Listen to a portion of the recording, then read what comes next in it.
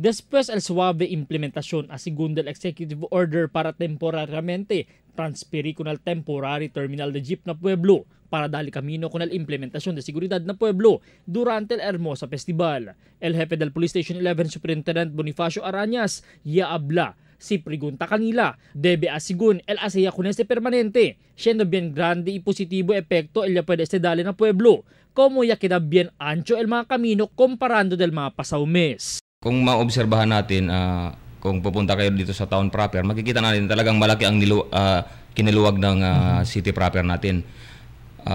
Even during the major events, kasi nga yung mga vehicles, yung volume of people is nabawasan siya totally. Kung kami ang tanungin on our part, talagang malaking malaking epekto sa pagkontrol natin sa traffic and then deployment ng personnel, yung responses ng mga mga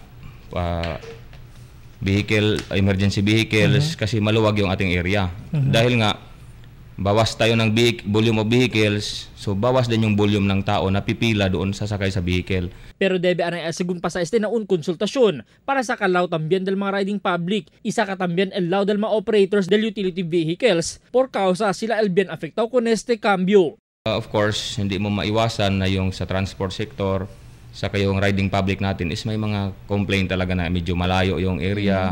Kung pupwede sana siya na pag-aralan, of course, there should be a public consultation. Kung ito man ay i-extend or gawin na bang, since experimental nga, gawin bang i-extend or gawin na bang temporary or gawin na bang permanent siyang area na yon. So we have to consult. Di ila concerne Aura amo el maiskuro lugar donde se legar de noche. Escuro este mga lugar donde tasirbi terminal de jeep Aura. Mayroon tayong deployment ng PNP personnel natin doon sa area, especially yung assign natin sa traffic. Tiene asigun bastante police el quien también siya permanente con el mga lugar como parte de la seguridad di ila. Y tiene también bastante deployment del police desde el Traffic Management Unit del Zamboanga City Police Office. Este para kuhi con este mga violador del tráfico que takomete el mga chopper de jeep y el mga utility van.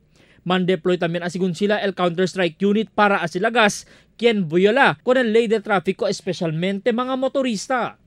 Albert Luna, Dateline Zamboanga.